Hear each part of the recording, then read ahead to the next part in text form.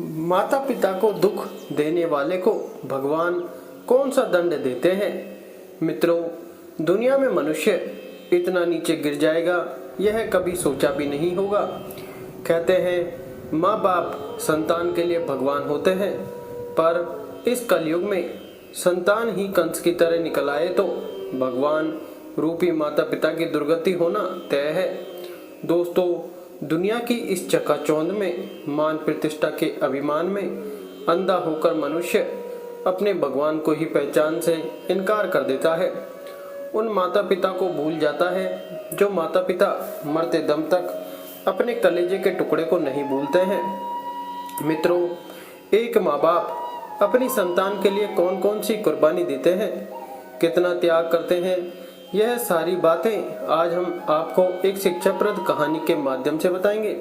और रही बात, इसको कहानी मत समझे, इसको एक चेतावनी की तरह समझे।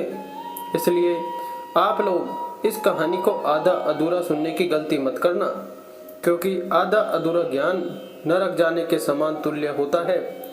दोस्तों, एक आदित्यपुर नाम के गांव में एक दंपति रहा करते थे। शादी के 25 वर्ष बीत जाने के बाद भी उनके घर में किसी संतान ने जन्म नहीं लिया था, तो उन्हें गांव वाले बांझ कहकर बुलाते थे। तो वे दोनों और दुखी होकर रात दिन आंसू बहाकर चिंतित होने लगे। तभी उन दोनों को सुझाव आया कि एक बार भगवान के दरबार पर जाकर मन्नतें मांगकर देखते, यदि हमारी बात सुन ले तो हमारा सारा दुख दर्द खत्म हो जाएगा। फिर एक दिन यह पति पत्नी भगवान के आगे हाथ जोड़ करके जब जब बैठते थे तो कहते, हे प्रभु, बस मेरी गोद एक बार भर दीजिए, मैं आपको प्रसाद चढ़ाऊं, आपके सामने भजन कीर्तन करवाऊंगी। काफ़ी इलाज और पूजा पाठ करवाने के बाद आखिर एक दिन वह शुभ घड़ी आ गई जिस दिन उनके घर में बेटे ने जन्म लिया। उस समय वे दोनों पति पत्नी की खुशी का ठिकाना नहीं था। बहुत प्रसन्न थे, क्योंकि इतना इंतजार करने के बाद उनके घर में पुत्र का जन्म हुआ था। मित्रों, बेटे के जन्म लेने के तुरंत बाद जब डॉक्टर ने माँ से कहा कि माँ जी, आपका बेटा पूरी तरह से स्वस्थ है और सुरक्षित है, लेकिन थोड़ी सी कमी है, इतना सुनते ही वह अचंभित हो गया। फिर माँ ने कहा कि कहो डॉक्टर, क्या कमी है हमारे बेटे में। महिला डॉक्टर जो थी उसने कहा, वैसे तो बेटा पूरी तरह से सुरक्षित है, लेकिन बेटे की एक आंख नहीं है। तुम्हारा यह जो बेटा है वह एक आंख से अंधा है। माँ ने बेटे को अपने सीने से लगा लिया और कहने लगी कि कुछ भी हो, कैसा भी हो, है तो मेरा बेटा वह एक आंख से अंधा है तो क्या हुआ, मेरे लिए तो यह किसी कीमती रत्न से भी बढ़कर रत्न है। मित्रों, एक माँ के लिए उसका बेटा कितना कीमती होता है यह एक माँ ही बता सकती है। वह चाहे जैसा भी हो, चाहे वह काला हो, कुरूप हो, अंधा हो, विकलांग हो, कैसा भी हो, लेकिन एक माँ के लिए तो उसका बेटा उसके जिगर का टुकड़ा होता है। फिर माँ ने अपने बेटे को उठाकर अपने सीने से लगाया और दोनों आंखों से आंसुओं की धारा उसके बहने लगी। माँ ने कहा, भगवान, तूने यह क्या कर दिया। इतने दिनों के बाद तुमने मेरी सोनी गोद को तो भरा, लेकिन बेटे की एक आंख छीन ली।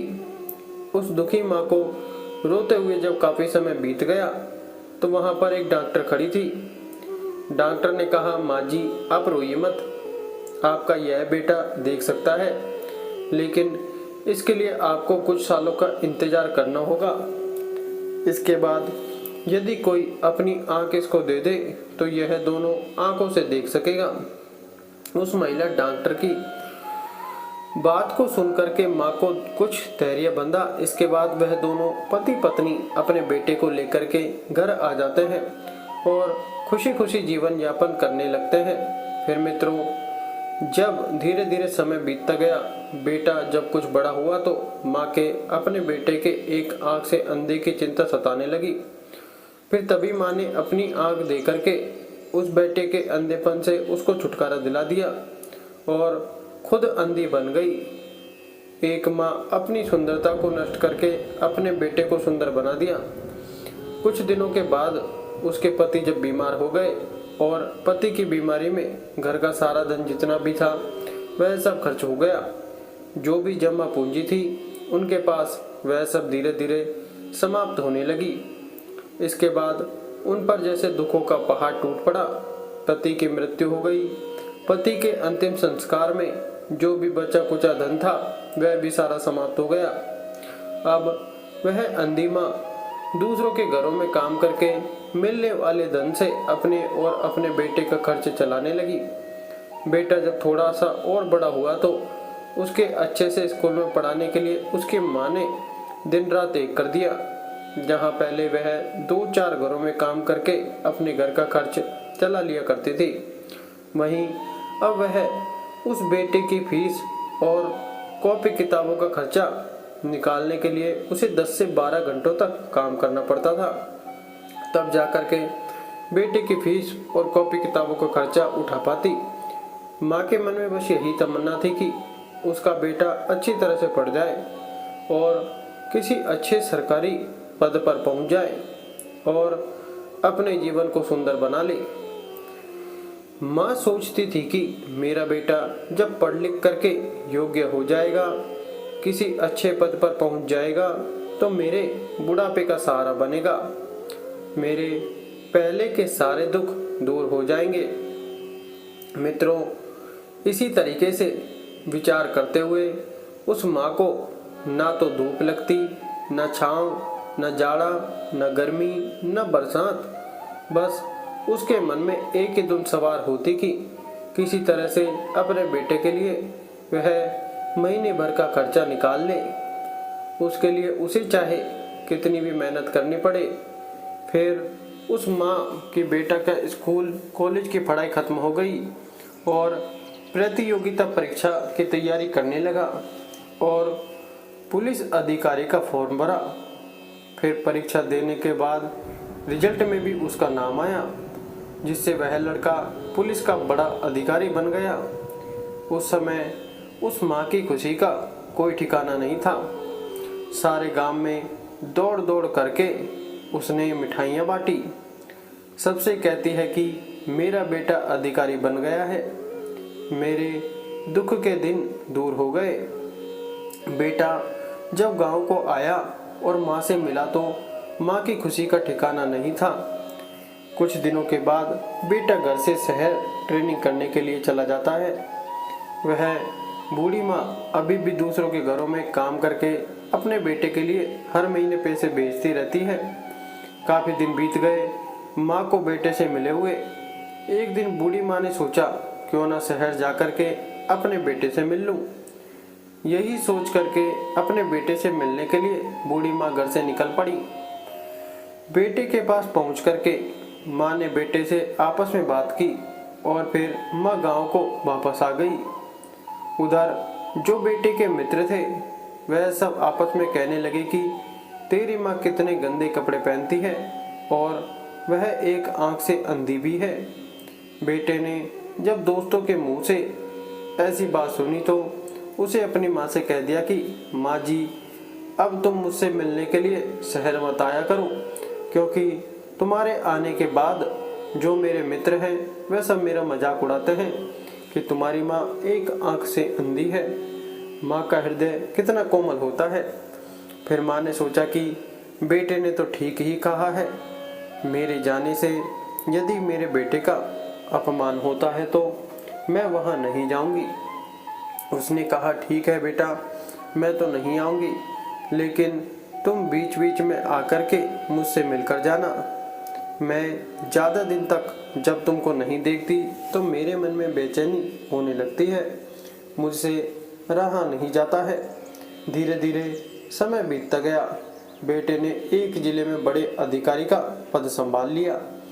पहले बेटा कभी कभी कुछ दिनों में माँ का हाल चाल ले लिया करता था, लेकिन जब से वह बड़े अधिकारी बन गया वह अपनी माँ का हालचाल लेना भी बंद कर दिया। माँ मजबूर थी क्योंकि वह बेटे से मिलने जा नहीं सकती थी, क्योंकि मेरा बेटा जाने के लिए मना किया है। फिर बहुत दिनों के बाद एक चिट्ठी आई। उस चिट्ठी जिसमें लिखा था कि माँ जी, मैं बिल्कुल कुशल से हूँ, ठीक ठाक हूँ। मैंने यहाँ पर एक अच्छी सी लड़की देख करके शादी कर ली है। मेरी जो पत्नी है वह बहुत बड़े घर की बेटी है। माँ ने जब बेटे के पत्र को पढ़ा तो उसकी आंखों से आंसुओं की धारा बहने लगी। वह सोचने लगी कि मैं तो इसी दिन का इंतजार कर रही थी कि मैं अपने बेटे की शादी बड़ी धूमधाम से करूंगी, पूरे गांव में मिठाइयाँ बांटूंगी। लेकिन मेरे बेटे ने मुझे अपनी शादी में बुलाया तक नहीं। उसके सारे अरमान धरे के धरे रह गए। वह रात में जब लेटी तो पूरे रात रोती रही। उसकी आंखों से आंसुओं की धारा बहती रही। वह माँ सोचती रही कि मैंने कौन सा पाप किया था जो इतनी मेहनत करने के बाद, दूसरों के घरों में चौका बर्तन करने के बाद मैंने अपने बेटे को पढ़ाया लिखाया, इस योग्य बनाया, और आज उसी बेटे ने मुझको बुला दिया। पत्र के अंत में लिखा था, मैं बहुत जल्दी ही तुमसे मिलने के लिए गांव आऊँगा। चिट्ठी को पढ़ करके माँ का कलेजा ठंडा हो गया। बूढ़ी माँ फिर सोचने लगी, खैर शादी में मुझे नहीं बुलाया तो क्या हुआ, मुझसे मिलने के लिए वह बहू को साथ लेकर के घर तो आएगा ही। यही सोच करके बहू और बेटे के कुशलता की कामना भगवान से करते हुए वह बूढ़ी माँ अपने दिन को गुजारने लगी।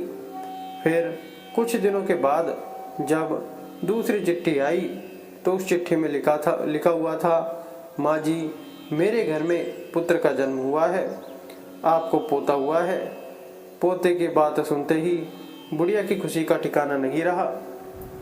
अब की बार वह पोते को देखने के लिए धीरज नहीं धर सकी।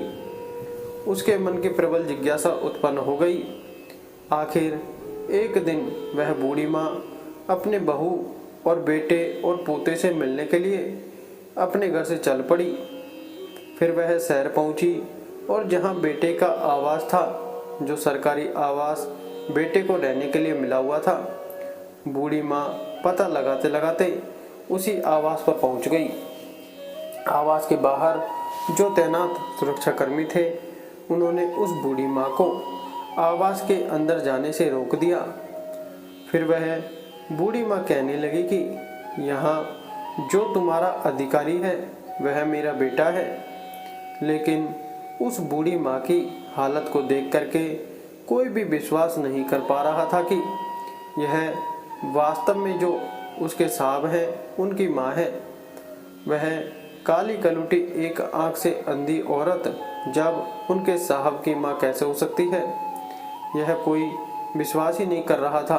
पर अंत में हार करके उस माँ ने कहा कि यह जो तुम्हारे साहब हैं यही मेरे बेटे हैं। तुम लोगों को यदि विश्वास नहीं हो रहा हो तो यह देखो, उन्हीं के हाथ से लिखा हुआ यह पत्र है जो उन्होंने हमको भेजा था। फिर जब सुरक्षा कर्मियों ने उस पत्र को पढ़ा तो उनको विश्वास हो गया कि हाँ, यह तो सही कह रही हैं। इस तरह से उन्होंने उस माँ को अंदर भेज दिया। बहू और बेटे से मिलने के लिए माँ जैसे ही आंगन में पहुंची तो झूले में एक बेटा झूल रहा था। उसको देख करके उसका हृदय करुणा से भर गया। माँ सोचने लगी कि बेटे और बहू से तो मैं बाद में मिल लूँगी, पहले अपने पोते को जी भर के दुलार कर लूँ। यही सोच करके उस माँ ने पालने में लेटे हुए बेटे को गोद में उठा लिया। जैसे ही अपनी गोदी में उठाया, एक अपरिचित हाथों के लगते ही उसका बेटा जोर जोर से चिल्लाने लगा। आवाज़ को सुनते ही बहू और बेटे दोनों बाहर आ गए। बहू ने आते ही कहा, बुढ़िया तू कौन है और यहाँ कैसे चली आई? ये तेरी हिम्मत कैसे हुई मेरे बेटे को उठाने की? मित्रों, फिर माँ ने कहा, मैं कोई गैर नहीं, मैं तेरी सास हूँ, और यह जो तुम्हारे बगल में तुम्हारा पति है, मैं इसकी माँ हूँ। फिर बहू ने कहा कि जाजा, बड़ी आई सास बनने वाली अपनी शक्ल आईने में देखी है? तुमने काली कलुटी एक आंख से अंधी भिखारी है और तू कहती है कि तू मेरी सास है। बहू अपने पति की तरफ मुँह करके कहती है, क्यों जी, यही तेरी माँ है? तभी बेटा कहता है कि नहीं, यह झूठ बोल रही है, यह मेरी माँ नहीं है। माँ ने जब बेटे की बात सुनी तो कहने लगी कि बेटा, तुम कैसी बहकी बहकी बातें कर रहे हो। बेटा अपनी पत्नी से कहने लगा, देखो यह बुढ़िया कितना झूठ बोल रही है। मैं कितनी बार कहूँ कि यह मेरी माँ नहीं है। बेटे के मुख से ऐसी बातें सुन कर के माँ के पैरों के नीचे जमीन सरक गई। फिर माँ ने कहा कि बेटा तू ठीक कहता है, शायद मुझसे ही गलती हो गई है। तेरे जैसा ही मेरा बेटा था, इसलिए मैं यहाँ चली आई। खैर कोई बात नहीं, मुझे माफ़ कर देना। इतना कह करके माँ घर से बाहर निकल करके आती है। मन में हजारों तरह के विचार चल रहे होते हैं। जिस बेटे का आज करने को मैंने बुढ़ापे का सहारा समझा, वही बेटा बड़े घर की बेटी से विवाह कर मुझे पत्नी के सामने पहचानने से इनकार कर रहा है। अब क्या करूँगी मैं जी करके। जिसे मैंने सुख का साधन समझा था, बुढ़ापे की लाठी समझा था, आज वही लाठी टूट गई। आज तक जिसके सहारे जीती चली आई, आज वही सहारा छूट गया। फिर आंखों से आंसू की धारा बहने लगी और कहने लगी, वाह भगवान, यह तेरा कैसा न्याय है। जिस बेटे को पालने के लिए सर्दी, गर्मी, जाड़ा और बरसात में काम करते करते मैं काली कलूटी हो गई, और जिस बेटे को सुंदर बनाने के लिए मैंने अपनी आंख तक दे दी, जिस बेटे को लायक बनाने के लिए मैंने दूसरों के घरों में चूल्हा चौका किया, आज धन और पद के नशे में वही बेटा मुझे पहचानने से इनकार कर रहा है। जिसे मैंने सुख का साधन समझा था, आज वही मुझे दुख की गठरी समझ रहा है। इस तरह से विचार करते हुए वह बाहर आती है और बाहर तैनात एक सुरक्षाकर्मी को बुला करके कहती है कि भैया मुझे एक चिट्ठी लिख देना, कृपया करके एक मुझे पत्र लिख करके दे दीजिए। माँ की बात को सुन करके वह सुरक्षाकर्मी पेन और कॉपी लेकर के बैठ जाता है। फिर माँ बोलती जाती है और वह पत्र लिखता जाता है। माँ जी उस पत्र को अपने हाथ में ले लेती है, फिर कहती है कि बेटा एक गिलास पानी ला करके मुझे पिला दीजिए। वह पानी लेने के लिए जैसे ही बैठक से बाहर जाता है, माँ जी हाथ में पत्र लिए हुए अपनी धोती का फंदा बना करके वहीं ऊपर छत में लटके हुए पंखे से लटक जाती है। सुरक्षाकर्मी जब पानी लेकर के अंदर आता है तो वहाँ का दृश्य देख करके वह हैरान हो जाता है और दौड़ा दौड़ा साहब के पास जाता है, और बेटा और बहू दोनों बाहर आते हैं तो देखते हैं यह तो वही औरत है जो अभी कुछ देर पहले उनसे मिलने के लिए आई थी। बेटा सर पकड़ करके बैठ जाता है, मन में सोचने लगता है कि माँ जी मैंने इतना बड़ा क्या अपराध कर दिया जो तुमने अपने जीवन को ही समाप्त कर दिया। फिर बहू आती है, माँ जी के हाथ में जो पत्र था उसे निकाल करके पढ़ती है। पत्र में लिखा था कि बेटा मैं देखने में अच्छी नहीं लगती थी, एक आंख से अंधी थी, उसका कारण भी तू ही था। जब तू पैदा हुआ था तब तुम एक आंख से अंधे थे, तो एक आंख मैंने तुम्हें दे करके तुमको सुंदर बना दिया और मैं खुद अंधी हो गई। और बेटा मैं पहले इतनी काली नहीं थी, तुम्हें पढ़ाने लिखाने के लिए योग्य बनाने के लिए दूसरों के घरों में जाड़ा गर्मी और बरसात के महीनों में काम करके मैं काली कलूटी हो गई। इसमें मेरा कोई दोष नहीं है। मुझे अपने अंधेपन होने से कोई दुख नहीं था। मुझे तो खुशी थी कि मेरे बेटे की दोनों आंखें हैं। मुझे क्रूप होने का कोई दुख नहीं था। मुझे तो खुशी थी कि आज मेरा बेटा सुखी है। मैं अपने आप को रोक ना सकी और तुमसे मिलने के लिए शहर चली आई, लेकिन जब तुमने ही मुझे पहचानने से इनकार कर दिया तो मैं जी करके क्या करती। जो मेरे बुढ़ापे का सहारा था, जो जीवन का आधार था, जब वही नहीं रहा फिर इस जीवन का क्या मतलब। मित्रों, माँ बाप के बुढ़ापे का सहारा एक बेटा ही होता है और जब बेटा ही पहचानने से इनकार कर दे तो उस माँ बाप पर दुखों का पहाड़ टूट पड़ता है। एक माँ अपने बेटे को जन्म देने के लिए अपनी सारी सुंदरता को नष्ट कर देती है। 9 महीने अपनी कोख में रख करके कितने ही दर्द और दुखों का सामना करती है। जिंदगी और मौत से लड़ करके अपने बेटे को जन्म देती है और इस दुनिया में लाती है। बेटा जब बिस्तर को गीला कर देता है तो वह खुद गीले बिस्तर में लेटती है। मित्रों, माँ बाप इस धरती के भगवान हैं। उनकी जितनी भी पूजा की जाए, जितनी भी सेवा की जाए, सब कम है। मित्रों, एक माँ के लिए उसकी संतान कितना मायने रखती है, यह बताने की ज़रूरत नहीं है।